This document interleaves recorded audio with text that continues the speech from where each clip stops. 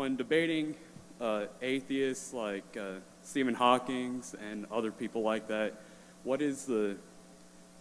how do you convince someone like him that God exists without using the Bible necessarily? Well, I was having lunch with Stephen Hawking yesterday. No, I'm just kidding.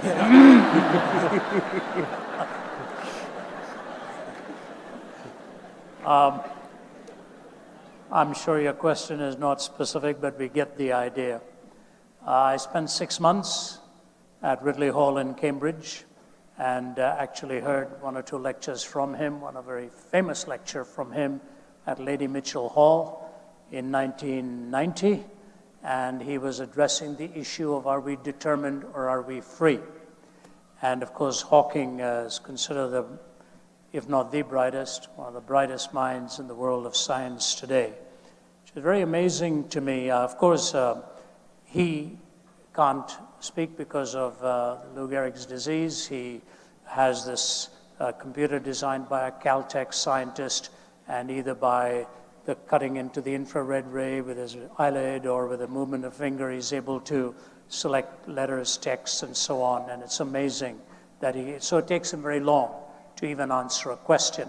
That's why you can ask very difficult questions and it'll take him about 2 or 3 minutes to compute his answer, and his answer always is very brief.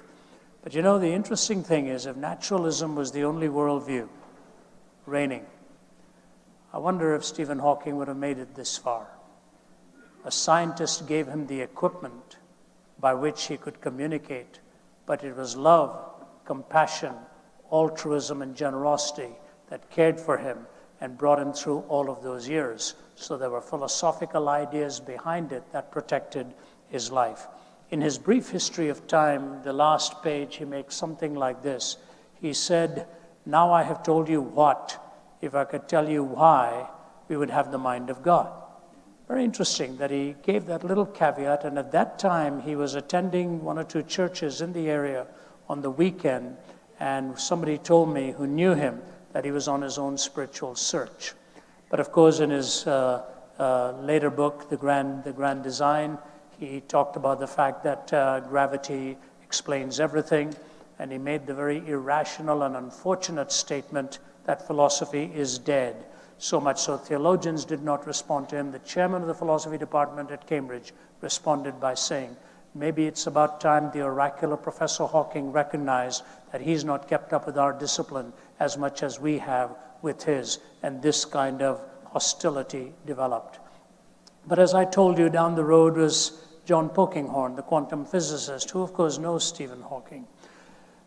I don't know what the answer is, how one leads to him, but the answer to your specific question, how do you do it without invoking the Bible, is really not that difficult. Because his explanation that gravity is really at the heart of it and explains everything is like me explaining a dictionary because of the alphabet. It doesn't follow. The alphabet exists, but the compilation requires design and specified complexity. It is a rather simplistic explanation to say gravity explains it all. And our colleague from Oxford, John Lennox, responded to Stephen Hawking in one of his books, and I think he called it Stephen Hawking's God or something to that nature. John Lennox, who has a triple doctorate and was professor of mathematics at Green College, Green College, Oxford, and is one of our colleagues on our team. So they've responded. David Berlinski also, even though he's a skeptic, has responded. I would basically say 3 very simple things. Number 1, however you section physical concrete reality, you always end up with a state of affairs that concrete reality doesn't explain its own existence. That physical concrete reality doesn't explain its own existence. Number 2, wherever you see specified complexity and design, you assume a designer.